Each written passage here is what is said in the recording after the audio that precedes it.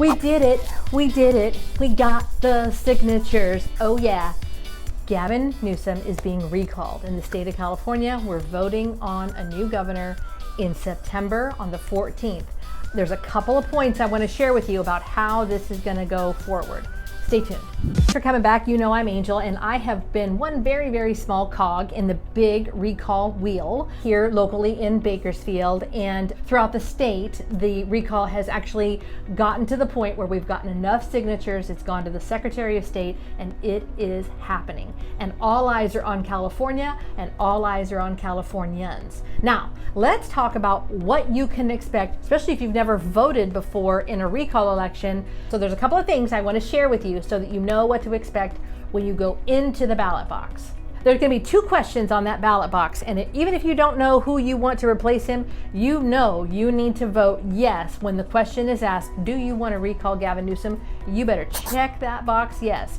If you like having the freedom to live your life the way you want to live your life in this state, checking yes is in your best interest. Stay tuned, because I have another little point that I want to share with you after I share point number 2. I have a little small yeah, don't forget that. So hang in there, I've got more information for you. Okay, even if you don't know who you're going to select to replace him to finish out his term in 2022, here's what I can tell you. He is not an option for you to pick. So he's not even on the replacement list. So he will be gone, and we will have to have somebody to replace him. He tried being a shyster and getting on that list too so that it would balance itself out, but that didn't happen, so he's not even on the list. But there are a ton of people that are running. Now, here's what I can tell you that I know, having worked the recall here in Kern County. I can tell you a few things. California is not blue. California is not red. California is a huge state that is very diverse in its votership. So when Gavi likes to tell you that this is a Trump-backed, Republican-backed, he's got a target on his back kind of a scenario, that is not the case. Having worked the recall and gone to many of the meetings and seen their YouTube channel where they talk about what county is red and blue and mixed, I can tell you that information couldn't be further from the truth. So he's not on the ballot.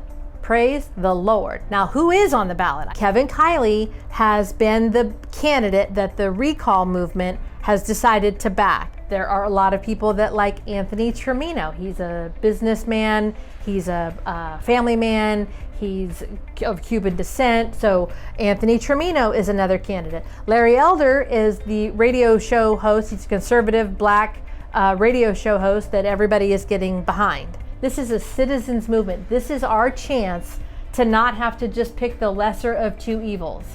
California is the 5th largest economy in our nation, and it has been shut down for almost a year and a half. Ballots are being mailed out middle of August. And with those ballots, those are the mail-in ballots, you don't have to mail it in. You can take it into the voting place around your home where you vote and drop that ballot off, which I highly, highly recommend.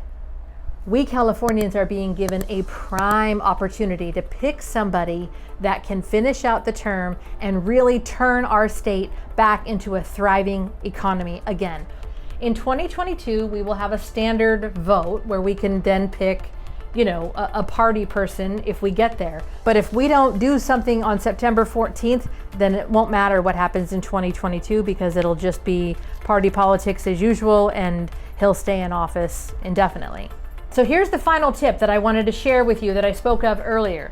Now, Gavi is a chaos creator. He loves to create chaos on every level because it keeps us all wondering what's up, and then he can kind of do whatever he wants to do. Well, if we're looking all over the place, he can go out to dinner while you're locked down. And he can go to Hawaii while you're locked down, and his kids can go to school while yours can't. So if he creates chaos, nobody pays attention to what he's doing. Keep that in mind when it comes to September 14th. He will find a way to create chaos on that day and the days following.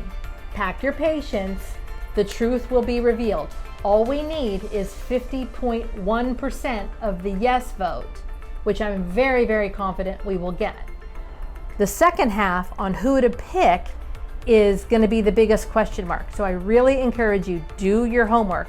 But yes, be prepared for chaos right around those days, that week following the vote, kind of like what happened in November, where it was like, do we have a president? Do we not? What's happening? When are we going to know all these states? What's all the question marks? A very, very similar thing could happen in our state. So I want to prepare you for that and to make sure that you vote in person, vote yes to recall, vote yes on the candidate that you've done your homework on, and be prepared for a little bit of chaos on the day of. But the truth will be revealed and we will have a new governor very, very soon. See you next week.